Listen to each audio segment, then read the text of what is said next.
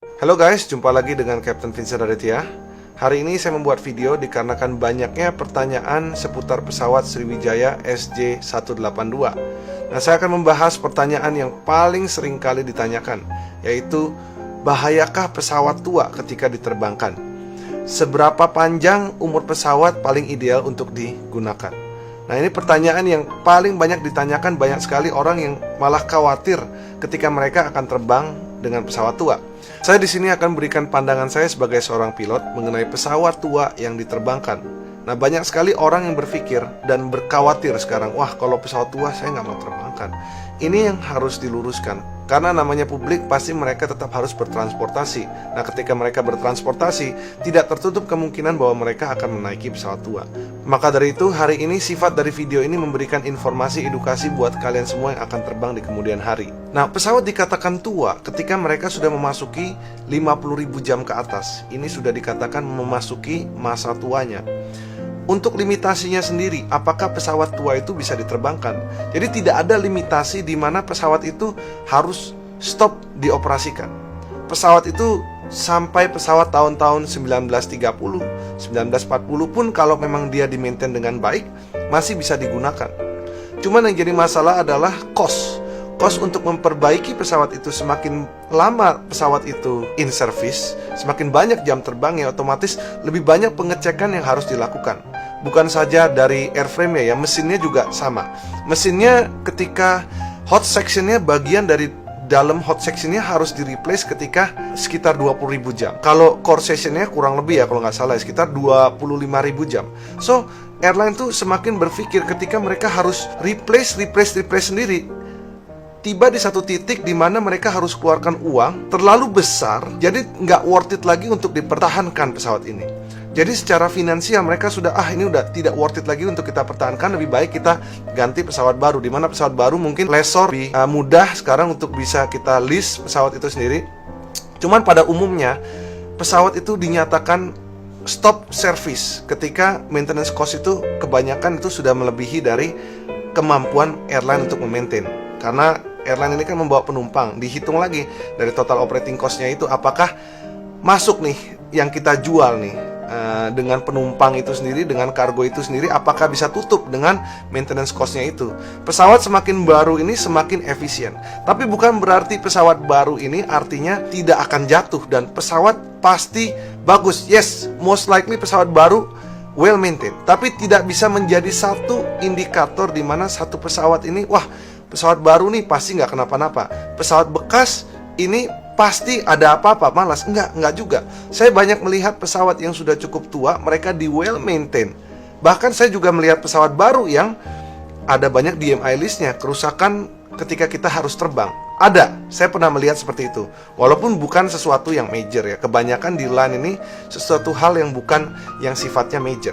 Biasanya itu yang minor-minor lah. Kalau major dia pasti grounded, dia tidak boleh terbang. Kita pun tidak bisa ngerilis terbang pesawat itu sendiri. So, perlu diklarifikasi bahwa pesawat tua dan pesawat muda sebagai satu indikator di mana pesawat itu jatuh karena itu tua. Kita bahas ya. Ini Sriwijaya Air ini, saya bukan membela maskapai. Sriwijaya Air, kita bisa lihat track recordnya dari tahun-tahun lalu. Mereka selalu menggunakan pesawat mulai dari 737 Classic, mulai dari 737 NG. Sekian lama belum pernah kejadian. Dan banyak juga pesawat yang walaupun baru, itu juga ada yang kejadian. Jadi kita tidak bisa memasalahkan berdasarkan dari umur pesawat. Karena untuk terjadinya satu kecelakaan, bukan umur pesawat yang dilihat. Dilihat dari banyak sekali faktor. Yang jelas saya tidak akan mendahului pihak KNKT ataupun Investigation Board yang akan melakukan investigasi ya. Jadi kalau ada pertanyaan kepada saya sebagai pilot ya, saya adalah frontline di mana saya akan terbangkan pesawat. Ditanya, Kapten Vincent, would you fly old airplane? Jawabannya adalah yes, selama mereka di well maintained. Saya pernah terbang kok pesawat-pesawat Airbus yang tahun-tahun 92, yang MSN-nya cuman 100 sekian itu. Saya pernah terbang kok pesawat tua, nggak jadi masalah. Yang jelas adalah bagaimana dia di maintain. Banyak juga pesawat tua yang di well maintain sehingga kita datang ke pesawat aja semuanya working properly. Pesawat boleh tua, airframe boleh tua, tapi kan namanya avionik, begitu rusak dia ganti. Namanya mesin begitu ada masalah dia pasti repair. Dan ini bukan main-main, ketika pesawat ini harus di-maintain itu mereka sudah punya manualnya sendiri. Jadi simpelnya pesawat ini sudah ada rekomendasi kapan dia harus dicek. Seperti ada A cek, B cek, C cek, dan D cek.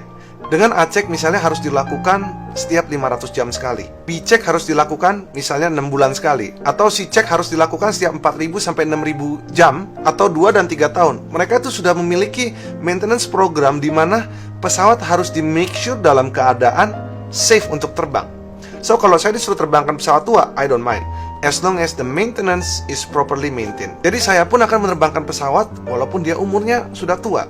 So umur tidak bisa menjadi satu determinasi pesawat itu jelek.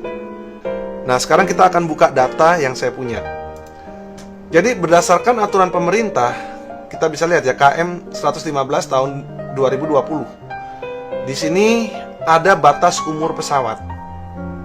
Di pasal pertama, kita bisa lihat batas usia pesawat yang didaftarkan dan dioperasikan untuk pertama kali di wilayah Indonesia. Kalau untuk transport kategori, kita bisa lihat umurnya maksimum 20 tahun. Pesawat selain transport kategori, pesawat umurnya maksimum 25 tahun. Lalu untuk pesawat kargo, nah ini berbeda sedikit karena ini tidak ada batas umur usia, tapi akan mengikuti limitasi dari manufaktur, dari flight hour atau flight cycle dari sesuai dengan manufaktur. Helikopter maksimum 25 tahun. Dan untuk batas usia pesawat yang dioperasikan di wilayah Republik Indonesia, ini tinggal disesuaikan dengan flight hour dan flight cycle pesawat udara sesuai dengan manufaktur.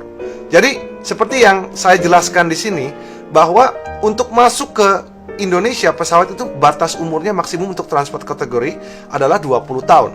Nah, pesawat ini bisa digunakan selama manufaktur masih mengizinkan pesawat itu untuk diterbangkan. Selama manufaktur masih bisa mengizinkan, maka airworthiness certificate masih bisa dikeluarkan. Tinggal bagaimana mengenai financial cost-nya itu sendiri. Karena kebanyakan maskapai ini, apalagi yang low cost ini, sangat sensitif. Seberapa besar revenue yang harus didapat untuk dapat menutup operating cost pesawat itu sendiri. Jadi gambarannya sudah cukup jelas ya, bahwa pesawat mau tua ataupun muda, selama dia di-maintain dengan baik, dia akan bisa terbang. Nah cuman namanya pesawat muda, biasanya maintenance yang harus dilakukan itu tidak se-ekstrim pesawat yang tua. Tapi selama dilakukan tidak menjadi masalah. Will I fly it? Yes, I will fly it. Saya tidak akan terbangkan pesawat yang membahayakan diri saya sendiri. Tentunya saya masih punya keluarga di sini. So, gambaran mengenai pesawat tua masih boleh terbang atau tidak sudah terjawab di sini. Semoga ini menjawab pertanyaan teman-teman sekalian mengenai pesawat tua.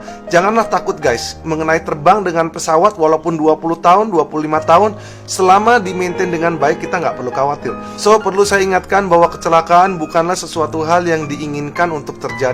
Tidak ada, baik itu dari pilotnya, baik itu dari airline-nya, baik dari siapapun, tidak ada yang ingin pesawatnya itu celaka, mencelakakan diri dia ataupun penumpang dia. Karena tanggung jawab sebagai seorang kapten bagaimana membawa penumpang itu selamat sampai tujuan. Tidak ada seorang pun yang akan mau kecelakaan itu untuk terjadi. Tapi namanya kerusakan itu bisa terjadi tanpa kita ketahui siap atau kita tidak siap. Karena pesawat itu akan fail, baik itu umurnya muda ataupun tua, baik itu kaptennya muda ataupun kaptennya tua. Tidak akan ada orang yang bisa mengetahui. Dia harus menghadapi situasi yang tidak seharusnya dihadapi.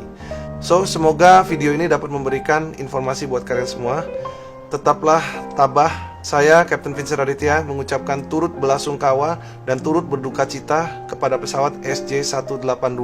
Semoga yang ditinggalkan terus diberikan ketabahan. Dan jangan sampai semua orang khawatir dengan aviation, karena bukan berarti satu kecelakaan di sini akan menyebabkan kecelakaan lainnya di maskapai yang sama atau di pesawat yang lain. Itu tidak bisa dikatakan seperti itu. Kita bisa berikan contoh seperti ini. Ketika kita terbang, misalnya 10 orang terbang di jam yang sama sekarang, dengan menggunakan pesawat yang sama di maskapai yang sama. Satu maskapai terjadi sesuatu hal yang tidak diinginkan, bukan berarti yang 9 akan melakukan hal yang sama. So guys, buat kalian yang akan traveling, tenangkan diri kalian. Ini saya tahu bahwa ini adalah sebuah shock yang besar, tapi percayalah bahwa semua pihak akan menjaga keselamatan dengan secara maksimal. Dan nantinya biarkan orang yang berkompeten akan mencari tahu berdasarkan data.